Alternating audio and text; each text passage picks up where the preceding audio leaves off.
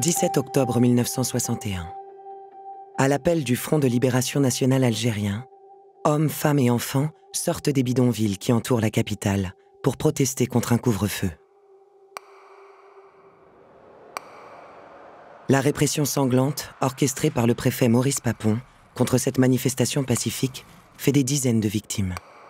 Certaines pendues aux arbres du bois de Vincennes, les autres jetées dans la Seine. Ici ont été noyés les Algériens. Il y a vraiment à ce moment-là une focalisation sur les bidonvilles de Nanterre et une tentative pour les résorber. Et donc pour les résorber, on va construire d'abord pas mal de foyers, Sonacotral. Sonacotral parce qu'à l'époque c'est Société nationale de construction pour les travailleurs algériens et leurs familles. Donc il y a ce premier plan de 1951 à 61 qui consiste à construire beaucoup de lieux d'hébergement transitoires pour les hommes d'un côté, pour les familles de l'autre. Mais ça ne fonctionne pas véritablement parce que d'un côté, les hommes, une grande partie d'entre eux, refusent d'aller dans les foyers, donc en fait se dispersent. Et les familles qu'on reloge dans des cités de transit continuent d'arriver en fait. Parce que la guerre d'Algérie, il y a beaucoup de familles à ce moment-là qui vont chercher à rejoindre le chef de famille en métropole. C'est une immigration de refuge, même si elle n'est pas pensée comme ça à l'époque.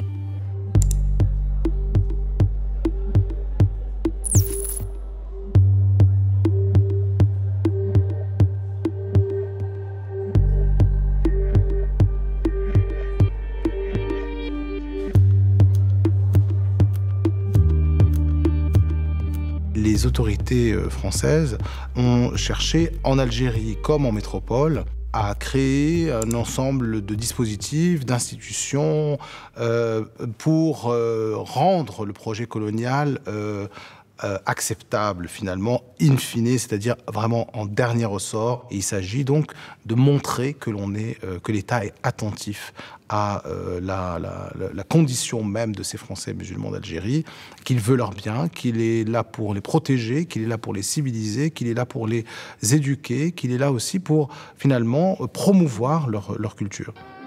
Parmi ces projets, il y a le projet de logement. Dans un cadre agréable à Pont-de-Vivo, un nouveau centre d'hébergement de travailleurs nord-africains attend ses premiers pensionnaires. Les foyers-hôtels de la Sonacotra. Ce sont des unités de vie de 10 personnes qui confinent les résidents dans des chambres individuelles lilliputiennes d'à peine 5 mètres carrés. Un mode de vie que l'on pense familial et qui correspondrait à celui des Maghrébins. Cette cuisine, largement équipée, relève de cette même préoccupation dont témoigne justement ici cette chambre individuelle, assurer aux travailleurs nord-africains l'éducation et l'adaptation nécessaires à la vie nouvelle qui les attend dans la métropole. Le projet de créer finalement cette Société nationale de construction des logements pour les travailleurs algériens et leurs familles